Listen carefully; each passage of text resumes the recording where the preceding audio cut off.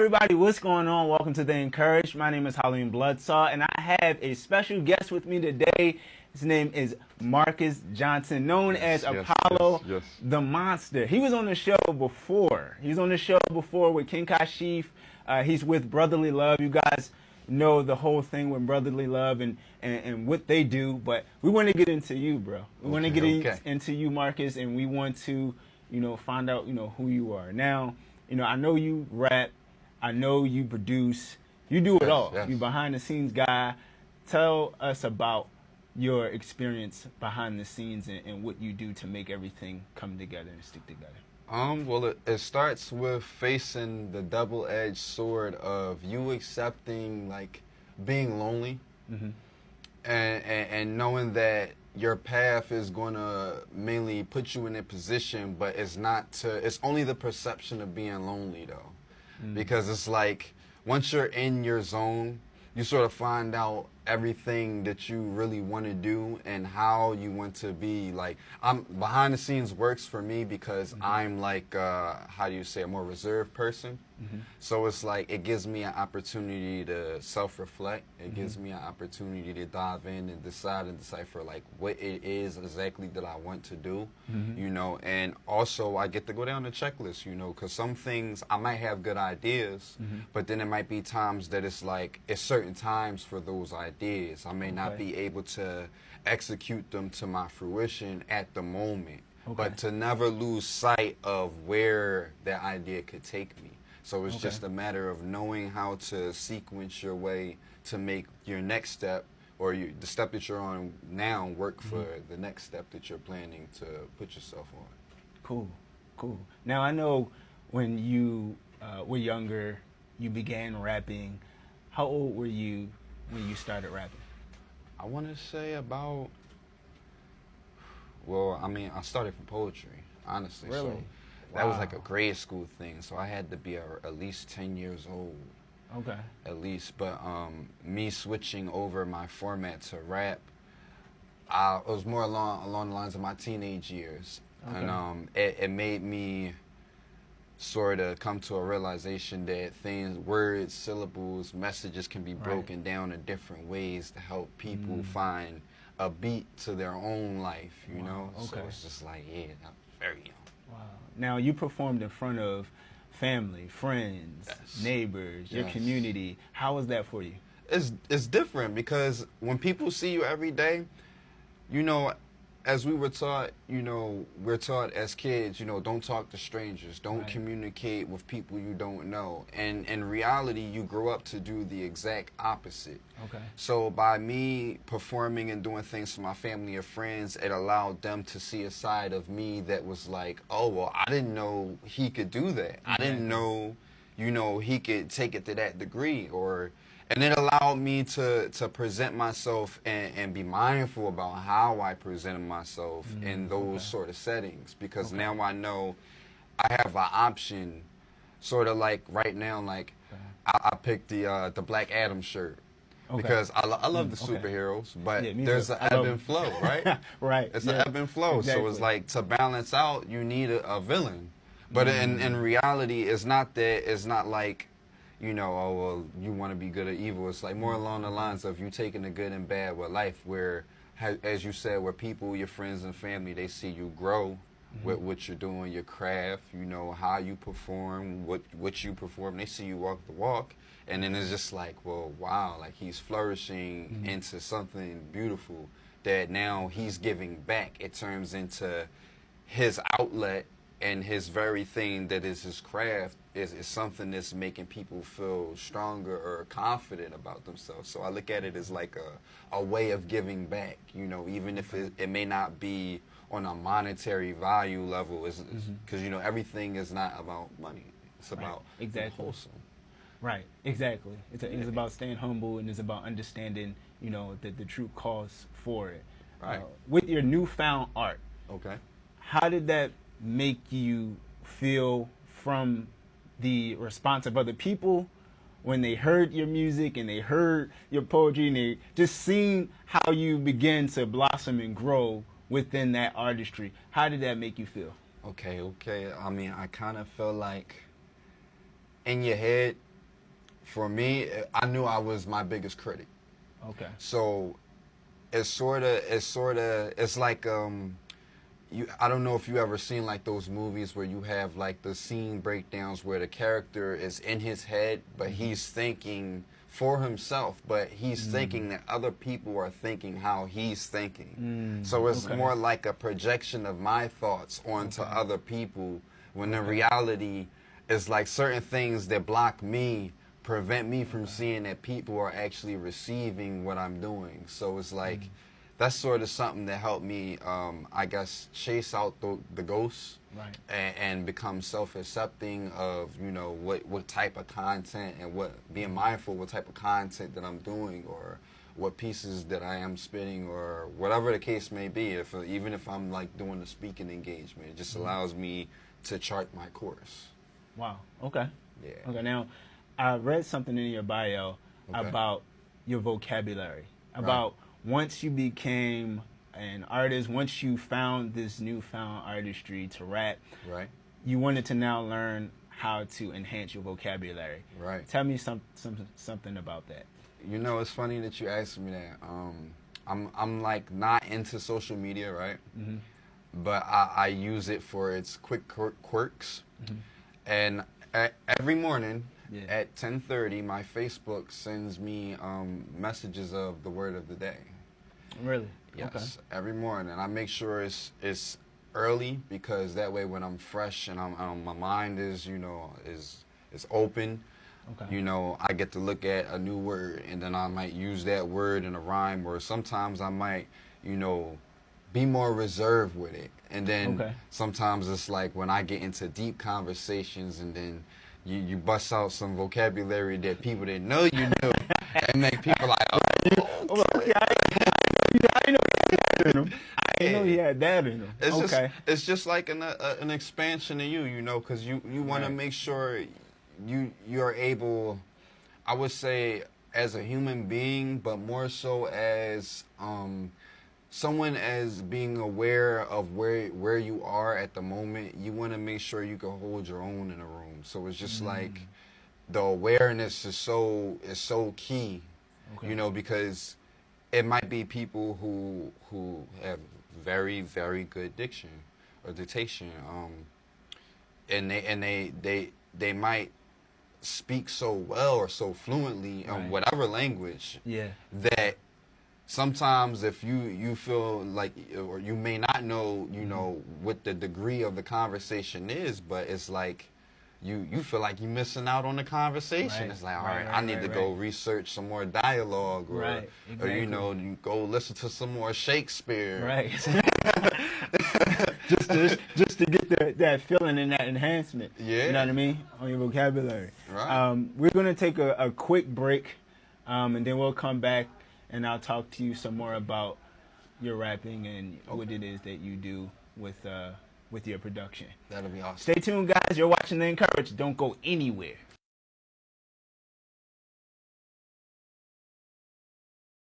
Hey, what's up, guys? What's going on? Welcome back to The Encouraged. Again, I'm your host, Halim Bloodsaw, with my special guest, Marcus Johnson, and he's talking to us about who he is, his artistry, you know, when he started. And it's a good time, man. It's a good time, and I'm glad to have him on the show. Appreciate you. What I want to ask you about what you had also in your bio, you had keys to success. What are your keys to success? My keys to success: you have to stay knowledgeable. You have to keep educating yourself, as my mentor Will says. You can never have enough knowledge, but you have to have the ability to apply knowledge. If I'm correct, the correct term for applied knowledge becomes science, if I'm correct. So it's just like what you do and your habits, it like becomes sort of like a second nature thing. So it's just like if you just keep yourself well-rounded, it allows you to sort of weave your way through your challenging moments, if you know what I mean. Like it sort of gives you like that insight to like always look inner for your answers. Now when you say science, what do you mean by science? Like I don't want to say like algorithm because that's more like technological, but let's say like your biological algorithm. Like ever since I could give you a more recent story.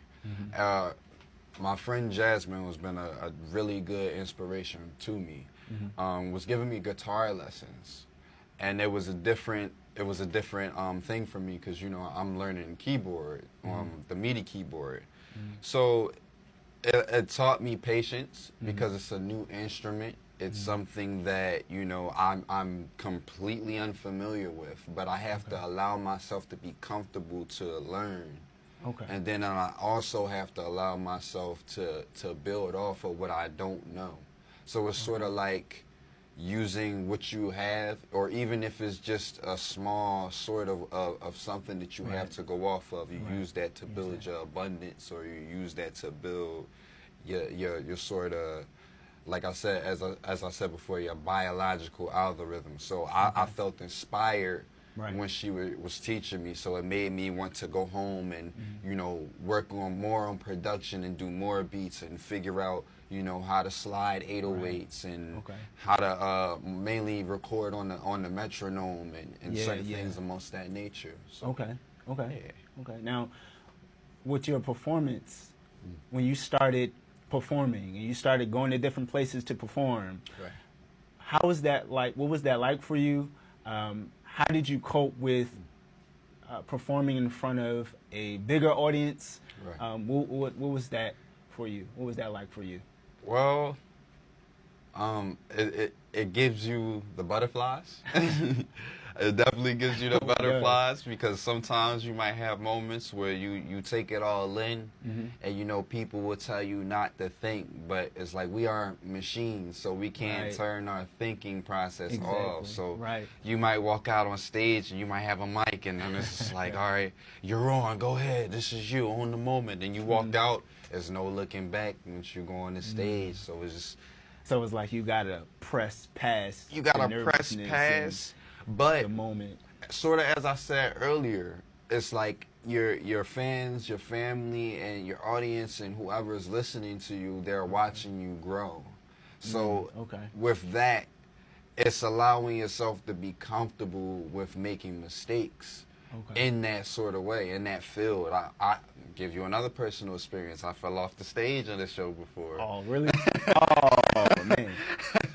It was a moment because it was like I could stop now and if my ego was really hurt. But I'm braver than that. I'm not gonna finish the show. I got up, I shook it off, gave it even more energy. See that? I like that. Real quick, I just wanna, when you said once you fell and you shook it off and you gave it more energy, I like that because you didn't let that moment and that time of you slipping stop you there.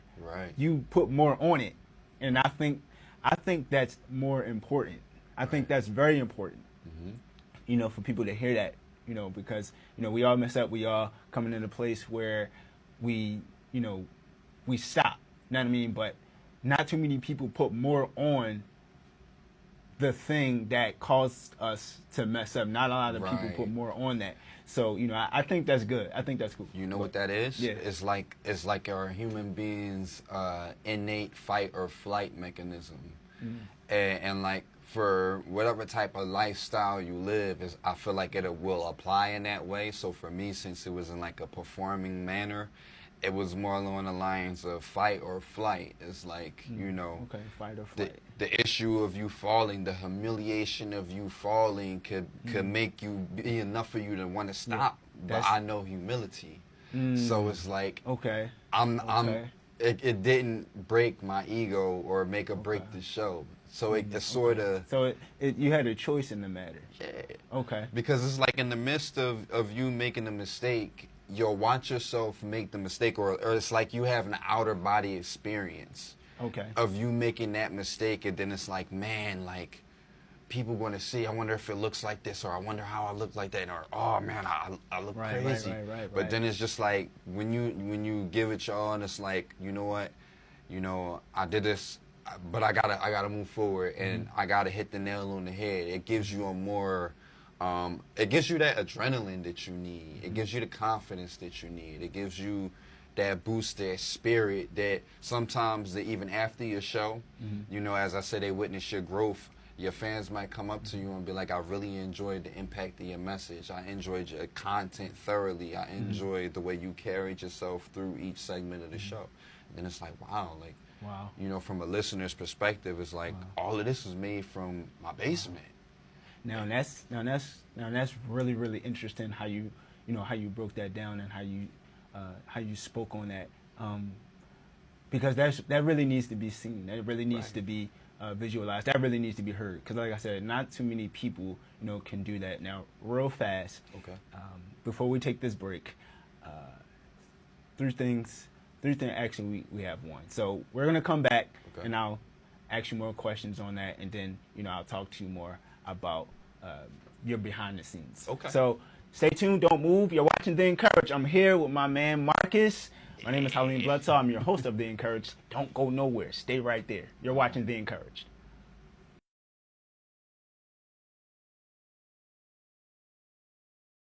Hey, what's up, guys? What's going on? Welcome back to The Encouraged. I am your host, Halim Bloodsaw, again with my man Marcus Johnson.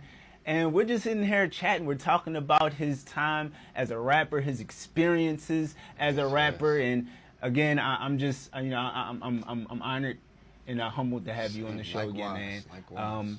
So your first EP, what was your first EP like? Honestly, now that I think about it, I started off doing music on YouTube, and I put out a collaborative project when I was with TYBE, which stood for Top Young Billionaires Entertainment, which started. I like that. That started with it was me, my friend Tyree, and my close friend Lamar, who makes the clothes. Okay. Makes the clothes from scratch. So cool. we would take our MP3s and record off of beats from YouTube. So we came out with a project called I believe it was TYBE Round 1. Okay. And it was funny because that was like at my pivotal moment of transition into a different art form.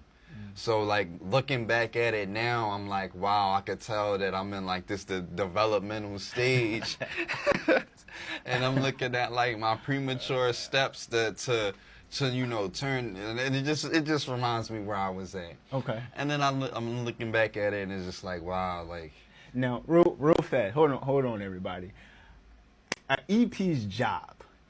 What is for everybody out there that are EPs, or you want to be an EP, or you want to move in that direction? Tell the people what the job of an EP naturally is. I mean, it's really to debut your sound. Well, mainly it's an electronic project. So anything that you upload online or stream on any premium service, it can, normally they aren't very long or lengthy, such as like albums. They might be like, some people's EPs are like 5 to 7 songs. Sevens even may be a little long. Some people have like 4-track EPs, because they're like things that is different ways that you can handle it. So like it really depends on the artist. Some artists are content heavy, so you might get like a 5 to 7 song EP. It'll be probably 30 minutes in totality, but depending upon the type of content that the artist makes, that's what it sort of attracts who your listeners are. So if you sort of know, I guess, how to I don't want to say like compare yourself to people, but if you know how to market and sell your sound, like I make more content and conscious type of music that I know is not the type of music that sort of has a bounce, whereas though like you might hear like Little Pump or Blueface or things that get people, they get them in motion. Mine's is like, it gets you to think more, because at the end of the day, when you slow down from your bop, you gotta think. You gotta think, yeah. So it's just like.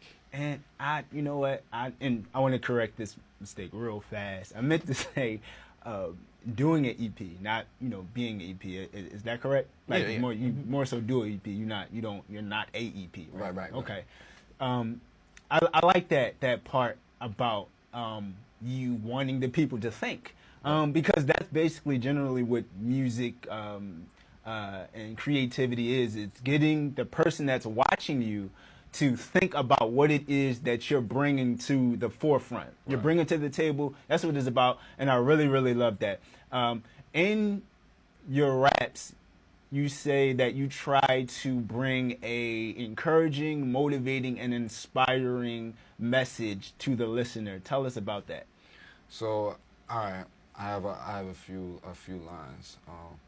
They say blood is thicker than water, but water washes away sin. Bulletproof vest protects you, but who protects you from friends? Living life without worship the God, but fearing your end. Watches the curling irons come heat up to split your wig. Making it through the long run to see that they not your friends, and then pointing frivolous fingers to take the blame off of them. So like that right there alone, right? People have, every human being faces the battle of accountability. Okay. And it's like if you don't walk with a sort of a belief, rather it be in a God, in yourself, or just to stand on something, it sort of makes you more susceptible to be manipulated by the worldly things. Okay. So for all the viewers out there to like sort of get an idea before you jump into, sort of the circus, you want to make sure that you know who you are before you try to put on a costume or alter ego or anything like that for anybody, because you will get to a point where you will not be able to differentiate what's real and what is alter ego, or what's a gimmick and what's real life. Some people become their gimmicks. Okay. And that's something you have to watch out for. Sort of like it's like a Batman and Joker thing, where they have a necessary, they're both necessary for each other. Joker is the Batman's greatest nemesis, but yet he never kills the Joker. Why? Because Batman is not a murderer. Even though he knows that the Joker is a really crazy person, he does bad things to people, he will never use that same tool to get on the Joker's level to take him out. So that he's bigger than that. He's bigger than that. But you see how it allows him to continuously antagonize Batman? Right. Exactly. Wow. Exactly. Wow. So hold up. Everybody. Now, it's crazy. Now, Batman isn't a villain, because I love Batman. That's my man. I got the wallet and everything. That's my man. So, real quick, I just want to get this out. Now, Batman isn't a villain. Joker is the villain. But yet, they still have the same mindset and creativity. They're still smart, but in different fields. So, we're going to come back. Stay there, don't move. You're watching The Encouraged. My man Marcus. I'm Halim Bloodsaw, your host. Don't move.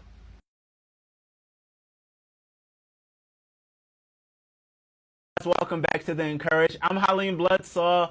I'm your host of The Encouraged. And again, we have a special guest with us, Marcus Johnson. You know him as Apollo the Monster, man. I am glad that you're here. Before we wrap up and really get out of here, I want to ask you 3 questions. Three questions I want to ask you. What will your long-term goals be like as a rapper? What will your short-term goals be like as a visionary?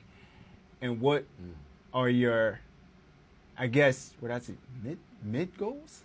Actually, no. I'll keep those 2 questions. Okay. Answer those 2 questions. So my long-term goals as an artist, I would say to use my artistry as a sort of like a royalty thing. God willing, I make it to that point and be able to establish that amount of abundance. I plan on using that to, have more things outside of music that I can do, like fashion. I love fashion. I love like doing different types of like clothing and stuff like that, and just like learn how to make clothes. I like that as well. The production, just making my own beats and learning how to sell. Like anything that I learned that can establish an avenue for me to pay myself and then spread that. I'm for it, like long term wise. Yeah, especially if it comes to trade, even like carpentry and stuff. Like I'm a sponge. That's good. And in terms of a visionary, I kind of see myself as, I don't want to say a hermit because it's like I'm an artist, so I can't be a hermit. I would say like a sage, in a way, because I feel like an old soul. So visionary wise, I feel like I want to just be a pillar to people who have to carry the torch next, but not in a way that I'm going to have to be the one to choose who gets the torch. Cool. You know, I feel like life decides that. For the simple fact that, you know, you never want to, you don't want to be the determining factor of when someone is ready or not. So like I don't want to place me on that pedestal. I just like to sort of dish out the good energy, and then whatever I learn and I pass along, it sort of just follows itself. It's like I meet other artists, and like sometimes other artists will know, like, oh, you must rap or something. Like you look like you do something. So like visionary wise, I would just see myself making it easier for, I guess, people to break down the lines of communication, so that way they can feel freely enough to do their craft, or break down the, you know, the misconception that you have to be something else to sell your music or sell yourself. Nah, I don't want to be under that stigma. I'd rather, you know, even if it sounds heinous or sounds absurd, you know, try it. You know, it may work for you. It may open a door that, you know, may lead you to fruitfulness. And like I said, it's not about monetary, because money is something that's always, it can always be acquired. And it definitely is, man. You know, it definitely is. And for me, I think that, you know, the real money, you know, is the wisdom that you can receive, you know, to give back out to someone else. So I really, you know, I like that. I like how you know, you put that together, and I like how, you know, you delivered that. That was good, man. That was good. So we're gonna wrap up.